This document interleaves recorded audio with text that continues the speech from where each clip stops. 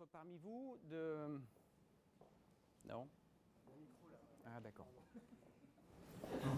Oui, je suis très content d'être parmi vous parce que c'est une expérience un peu interdisciplinaire que je vais faire aujourd'hui, c'est-à-dire de vous parler des connaissances relatives à la réalité virtuelle. J'ai appelé ça, vous voyez, réalité virtuelle et cognition motrice. Autrement dit, j'ai une conviction, c'est qu'en fait, on ne pourra pas comprendre ni le cerveau, ni les mécanismes liés à la réalité virtuelle si on continue de concevoir le cerveau uniquement sous la forme d'un computer, c'est-à-dire d'un calculateur. Autrement dit, d'une intelligence, d'une connaissance qui se construit simplement en calculant. L'idée de la cognition motrice, c'est justement d'expliquer l'intelligence, non pas calculatoire, mais de l'expliquer à partir des interactions qu'on a avec le monde. Et donc comprendre la réalité virtuelle, non pas comme un mécanisme extérieur ou intérieur, mais comme une fusion, en quelque sorte, du corps et du cerveau par interaction avec le milieu. C'est un peu l'idée, si vous voulez, que je voudrais développer aujourd'hui avec vous. Alors, je vais partir d'un schéma très simple, un peu pour infirmer et confirmer ce qui a été dit avant. Il y a un certain nombre de choses qui semblent être justes, mais qui, pour moi, sont par ailleurs fausses, et je vais essayer de vous démontrer pourquoi. Parce qu'il nous faut partir sur ce schéma simple et comprendre que, classiquement, on conçoit le cerveau comme, si vous voulez, une structure ici qui va calculer, et puis des organes effecteurs ici qui vont réaliser, en quelque sorte, ce que le cerveau il a planifié. Et donc, c'est très simple, après, sur ce schéma, d'isoler en quelque sorte un système musculaire, un système moteur et un système sensoriel, autrement dit de mettre d'un côté l'action et de l'autre côté la perception. De mettre d'un côté le sujet et de l'autre côté l'objet. De mettre d'un côté l'extérieur et de l'autre côté l'intérieur. Vous voyez ? Et donc, comme ça, dans une espèce de représentation très cartésienne, où la conscience c'est je pense, donc je suis, c'est-à-dire que je suis le spectateur de mes actions. Vous verrez que si on adopte un schéma comme ça, on peut se rapprocher de quelque chose qui ne transforme pas l'individu comme spectateur de ses propres actions, mais qui est à l'intérieur d'un environnement avec lequel il interagit. Donc il a des défauts, ce schéma. Pourquoi il a des défauts ? Parce que c'est ce que vous trouvez dans les manuels de psychologie et de physiologie. Donc d'un côté l'action, de l'autre côté la perception, d'un côté l'intelligence et de l'autre côté le système moteur. Il est imparfait parce qu'il a oublié en quelque sorte un détail très important, c'est celui-là. Vous voyez cette flèche violette, en fait, on l'a découverte au début du siècle précédent. Vous voyez, ce n'est pas nouveau, mais le temps que ça fasse son chemin. Cette idée que lorsque vous faites un geste dirigé sur l'environnement, vous faites en même temps une copie de ce geste, une copie de ce que vous allez faire. C'est-à-dire que vous envoyez, en fait, une copie quelque part dans le cerveau de ce que vous allez faire. Autrement dit, vous faites une hypothèse sur ce que vous allez faire. Lorsque vous attrapez un objet, par exemple, vous attrapez une pomme, vous prédisez déjà les effets mécaniques des mouvements de votre bras et des conséquences tactiles de l'appréhension de l'objet. Autrement dit, donc, vous faites une hypothèse sur les actions que vous dirigez sur l'environnement. Et cette hypothèse que vous allez faire, eh bien, elle va être comparée à la réalité, ce qu'on appelle la réalité, le vrai, le réel, les objets. Et donc, le cerveau, en quelque sorte, sans arrêt, fait une prédiction d'hypothèse, une prédiction de projection que vous faites sur l'environnement. Donc, vous voyez que c'est très important parce qu'à partir de l'acte volontaire, si on n'a qu'une seule partie du schéma, c'est-à-dire seulement la prédiction ou seulement les conséquences sensorielles, on tombe dans un système de conflit, d'illusion qu'on a du mal à régler du point de vue cognitif. Et donc c'est très important parce que ça nous aide à apprendre. Quand on a un ajustement entre ce que j'ai prévu de faire, entre mon projet et la réalité, eh bien je peux comme ça modifier mon projet et m'améliorer en interagissant avec le monde. Donc, ce que je viens de dire, c'est qu'en fait, la réalité, vraie ou virtuelle, maintenant il n'y en a plus qu'une seule, on va dire. Il faut arrêter donc de penser qu'il y a une réalité virtuelle et une vraie réalité. Ça, c'est bon quand vous êtes spectateur de ce que vous faites, mais si vous êtes dans l'environnement dans lequel vous agissez, il n'y a qu'un seul mécanisme qui compare ces choses. Évidemment, pour l'astronome qui regarde les étoiles avec un télescope, il est fortement à distance de l'environnement dans lequel il se trouve. Mais s'il s'agit de réalité virtuelle, c'est qu'on est immergé, on est présent dans un environnement. On ne regarde pas avec un télescope les étoiles, si je puis dire. On n'est pas à distance, on est dedans. Et donc, ce que je vous dis, c'est qu'en fait, la réalité, c'est beaucoup de projections de nos représentations, de nos croyances sur le monde. Et je vais essayer de vous donner quelques exemples pour illustrer cet aspect. Vous voyez par exemple qu'ici, il y a une forte composante, justement, à projeter de la vie sur ce qui n'en a pas. C'est-à-dire sur cette œuvre de Worms, là c'est Misconceivable, qui transforme en fait un objet inerte en une forme, en une courbe. La courbe, c'est quelque chose qui est lié au monde vivant, donne, en tout cas me donne, une très forte impression que j'ai en face de moi un poisson. Vous voyez. Et donc ça, c'est une propriété du cerveau, c'est de projeter la vie sur ce qui n'en a pas. Et donc c'est l'illustration de ce que je vous dis, c'est-à-dire que nos représentations, la représentation de mon corps, contraint énormément la façon dont je perçois le monde. Pour illustrer une deuxième fois cette propension qu'on a à projeter nos représentations sur le monde, c'est le jeu que peuvent faire certains artistes pour justement découper en quelque sorte ou séparer ces deux types d'informations qui sont donc des informations de prédiction avec des retours sensoriels. Autrement dit, que l'action, lorsque je fais une action, c'est l'évocation d'une sensation. Si, lorsque je vais faire une action, je prédis les retours sensoriels, ça veut dire que quelque part dans mon cerveau, avant de faire l'action, j'ai déjà une représentation sensorielle de ce qui va se passer. Donc l'action, c'est évoquer des sensations. Mais en même temps, des sensations appellent des actions. Autrement dit, percevoir appelle des routines qui sont dans mon cerveau, qui sont des routines de l'action. Et à partir de là, on ne peut plus séparer, ou difficilement, comme on le fait dans les manuels de psychologie et de physiologie, d'un côté les organes sensoriels et de l'autre côté le système moteur. Ça ne fait qu'un. C'est une représentation un peu fausse, je dirais, de dire qu'il y a un cerveau sensoriel et un cerveau moteur. En fait, le cerveau est suffisamment complexe pour mettre en rapport sans arrêt nos projets d'action avec les sensations qui sont associées. Et donc, les artistes, à certaines époques, ont joué avec ce découplage entre action et perception. Vous voyez qu'ici, c'est complètement invraisemblable de mettre un éléphant avec une masse et des échasses aussi fines. Mécaniquement, ce n'est pas possible. Biomécaniquement, ce n'est pas possible. C'est ce qui crée l'émotion, c'est ce qui crée le découplage entre les actions possibles et la perception que j'ai des actions. C'est ce que Dali a voulu probablement créer sans le savoir. Puisqu'il n'avait pas théorisé mais il avait l'intuition qu'un découplage entre action et perception pouvait créer des émotions. Autre exemple qui vous montre qu'on projette ce qu'on sait de notre corps, de notre biologie, sur nos représentations et notre imaginaire. Il est très difficile d'imaginer des avatars, des aliens, des extraterrestres, autrement que bipèdes avec des bras qui nous ressemblent. Ils sont très, très anthropomorphes. Regardez, faites une étude sur Internet, vous allez voir, à ma connaissance, je n'ai pas trouvé d'aliens ou d'avatars qui soient, enfin d'aliens plutôt, qui soient pas anthropomorphes. Donc il y a cette contrainte très forte à projeter ce qu'on sait, nos représentations qui sont incarnées sur l'imagination, notre monde imaginaire.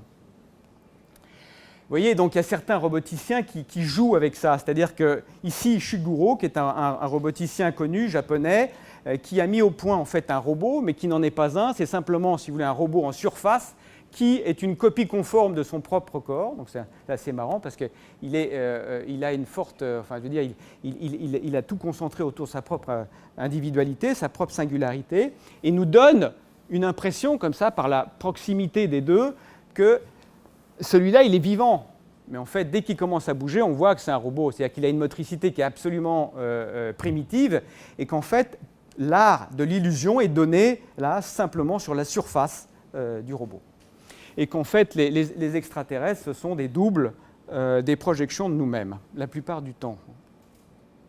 En tout cas, dans ce mécanisme, si vous voulez, maintenant que je retiens, c'est-à-dire ce petit schéma qui vous montre qu'on peut projeter sur le monde lorsqu'on n'agit pas sur le monde, c'est-à-dire que lorsqu'on ne vérifie pas nos prédictions, nos hypothèses, donc des projections liées à l'imaginaire, et dans ce cas, si vous voulez, après, l'imaginaire et nos représentations sont fortement alimentées par toutes les images auxquelles donc on est confronté, et notamment un fantasme récurrent, c'est celui de la fusion complètement inexistante, pour l'instant en tout cas, entre la nature et la culture. Vous voyez, ces chips, ces puces sur lesquelles on a superposé des neurones, pour l'instant, ça ne fonctionne pas. On n'arrive pas à faire ça.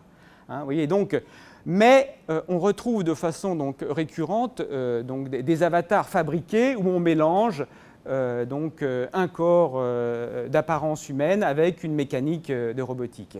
Donc pour l'instant, ça ne fonctionne pas. C'est simplement du domaine donc, de l'infographie. Mais ça alimente en quelque sorte toutes nos représentations et ça nous, si vous voulez, ça nous prédispose à mettre de la vie sur ce qui n'en a pas. Alors, un autre élément important, c'est la notion d'agentivité, c'est-à-dire si c'est moi, l'agentivité, qu'est-ce que c'est? C'est savoir si c'est moi ou si c'est l'autre. Vous savez qu'il y a une pathologie qui s'appelle la schizophrénie, qui est terrible parce que pour ces patients, si le bras du patient est ici, il pense que c'est le bras d'un autre. C'est-à-dire qu'il y a une espèce de dédoublement de personnalité, et donc, dans ce cas-là, par un dysfonctionnement du cerveau, on va dissocier certaines parties de son corps et on va dire cette partie-là ne m'appartient pas. Ou au contraire, on va penser que la personne qui est en face de moi est mon double. Vous voyez ?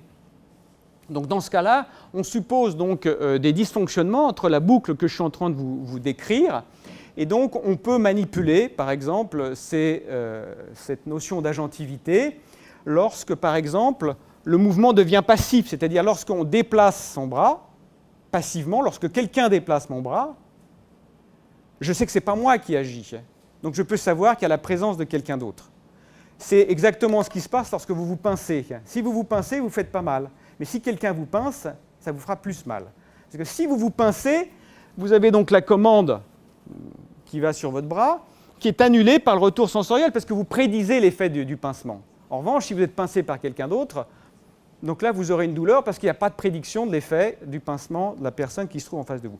Et c'est ce qui vous donne le sentiment d'être vous-même ou d'être un autre. Et ça, on peut le manipuler avec une réalité virtuelle très très simple qui consiste donc à regarder avec des lunettes, un système Oculus par exemple. L'idée,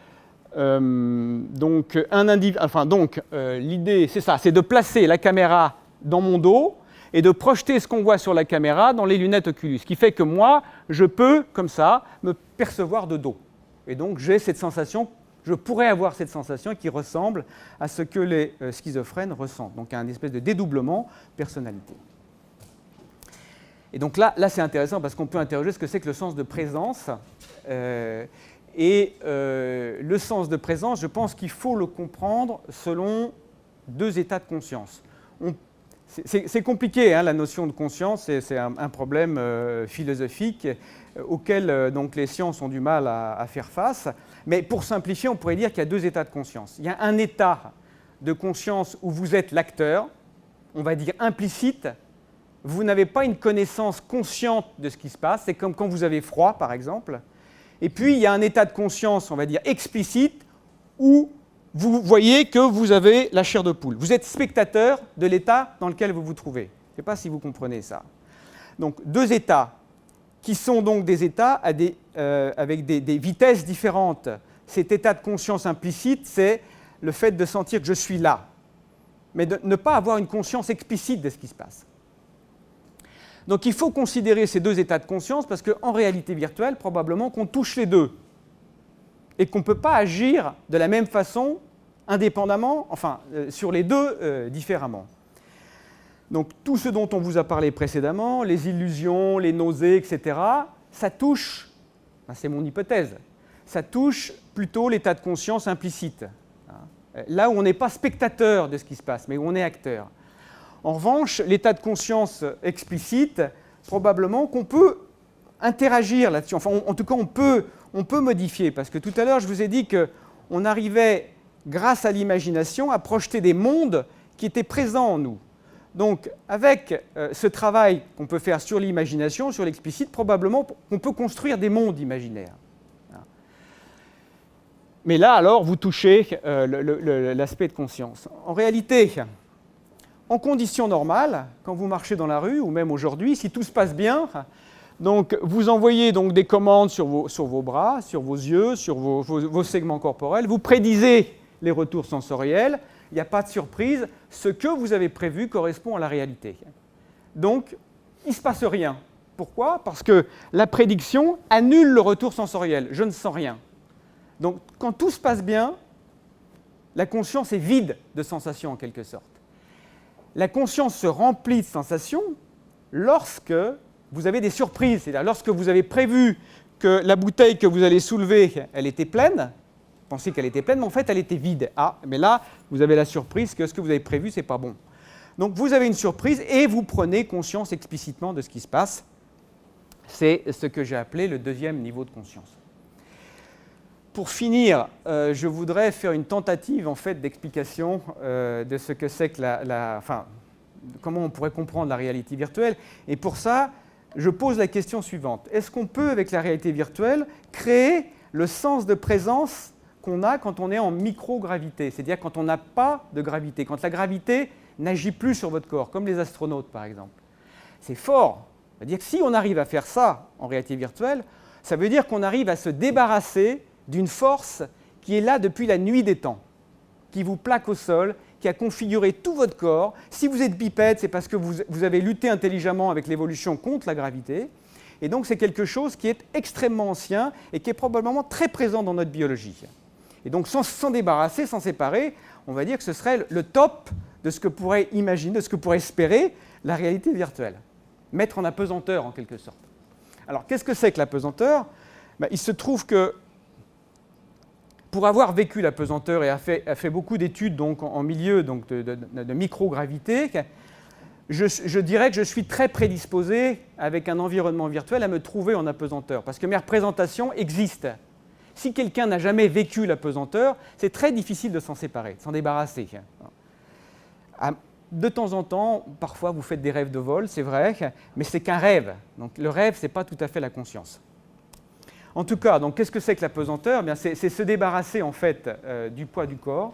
Voilà. Donc l'apesanteur, si vous voulez, là, vous allez simplement avoir les effets mécaniques en quelque sorte, ça va venir. L'image va s'améliorer, j'espère. Voilà. Mais ce n'est pas simplement que les effets mécaniques. En fait, l'apesanteur, lorsque vous passez en apesanteur, vous perdez à la fois des entrées vestibulaires parce qu'il n'y a plus de fil à plomb dans l'oreille, il n'y a plus de gravité, mais en même temps, vous ne touchez plus rien. Vous êtes en free floating, vous flottez. C'est ça l'apesanteur. C'est de ne plus avoir d'informations vestibulaires et en même temps de ne plus rien toucher, de ne plus être en contact avec quoi que ce soit. C'est très difficile parce que vous êtes tout le temps en contact avec quelque chose quand vous êtes tous les jours dans la vie courante. Dans la vie courante, c'est avec les pieds ou avec les mains. Donc c'est extrêmement compliqué. N'empêche que cette situation d'apesanteur, on peut la créer